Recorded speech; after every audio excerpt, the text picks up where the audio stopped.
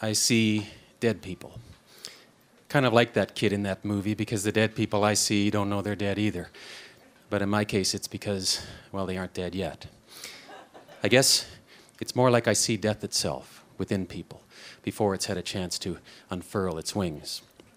Sometimes, if I do my job well, I see death when it's small and weak, a tiny inky smudge hiding like a coward amongst the other shadows, waiting with terrifying patience, waiting for a time when it senses it has nothing to fear and can make itself known. And if I see it when it's small enough and weak enough, the puny knives and potions of my comrades in arms may be enough to lift this one dead person back out of their yawning grave to be. But all too often, by the time I can find it, death is strong to the point of being brash and cocky, quite happy to point to itself with a little cough here or a touch of blood there, saying, "Go ahead, take my picture. It's already too late." Those are the days I dread. Because someone has to tell them, someone has to let them know they're a dead person walking, and any reason I can think of why that someone shouldn't be me seems itself weak and cowardly. So I say it. I try to be truthful without being overly blunt. I say I'm sorry to give this news. I offer a tissue, I offer my hand, I offer hope even when there isn't much. And usually I think I do okay, manage to keep my air of concerned professional composure. Sometimes it's not even that bad. The old ladies are the best. Often they console me. Don't worry, young man, they say, it's okay. I've had a good life. I'm not afraid. But sometimes it's so sad. Sometimes it gets to me, and I can't always see it coming. Don't know what it is about this person that lets them find a chink in my emotional armor.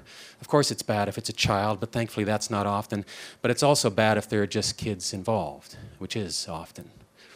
Like the woman who brings her young daughter with her. And you get the feeling that's because she's always trying to set an example. This is how you look after yourself, sweetheart. And as I'm saying to the girl, I want you to go with this nice lady for a minute. I need to talk to your mom. There's a tiny corner of my brain thinking, she kind of reminds me of my daughter when she was that age. And then we have our talk, and then the woman says, but I can't have cancer. My daughter needs me. She needs me. And suddenly that part of me that spouts statistics and treatment plans and euphemisms is just melting away. And I want to take that woman into my arms and cry with her. I want us to both cry and cry, leaving a big wet blotch on each other's shoulder. I want to say, it's okay, I'll help. Maybe I can help look after your daughter. And I know that's crazy. Of course I can't do that, of course. But it feels like I just have to do or say something real, something that will matter, something that will make some difference. But that's not what doctors do. So I wait until she's gone, close the door, sit down and cry by myself. But as I sit there, and as I stand here, I'm haunted by the question, did that woman really need a doctor or a human being? Or did she perhaps need someone who could somehow find the courage to be both?